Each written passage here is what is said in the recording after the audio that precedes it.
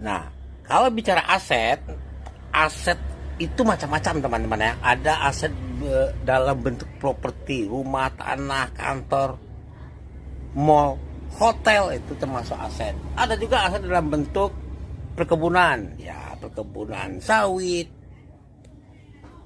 perkebunan apa saja dalam teh juga bisa termasuk karet ya, karet.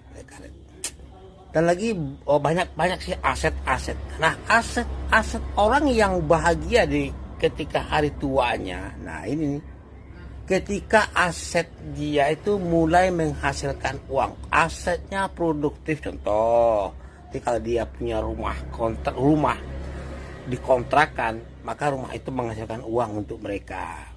Tuh, apabila dia punya franchise semacam Indomart, Alfamart, maka Alfamart, Indomart itu akan menghasilkan uang untuk mereka walaupun mereka diam. Nah, itu namanya aset mereka mulai bergerak, mulai berjalan dengan sendirinya. Asetnya produktif. Begitu juga perkebunan ya. Atau Anda punya kendaraan yang bisa disewakan. Atau punya kapal laut yang bisa disewakan. Nah, aset, untuk membangun aset itu seseorang itu butuh puluhan tahun untuk membangunnya.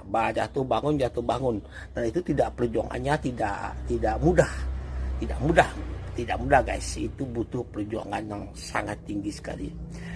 Nah, kabar baiknya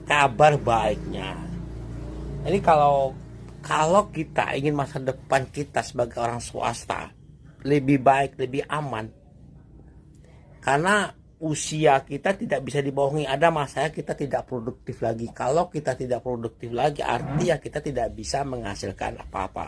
Nah, kalau kita mau membangun aset dari sekarang, asetnya berupa manusia, bisnis networking, bisnis afiliasi live good yang ada di 200 negara, mulailah dari saat sekarang kita membangun aset. Dan apabila aset itu telah berkembang, kita mencapai tingkat demand, maka kita nggak usah kerja-kerja lagi, karena 2% omset dunia untuk kita dapatkan saham dari perusahaan affiliate live good dunia, aset dunia ya. Ini hebatnya, dan itu telah dibuktikan oleh banyak orang.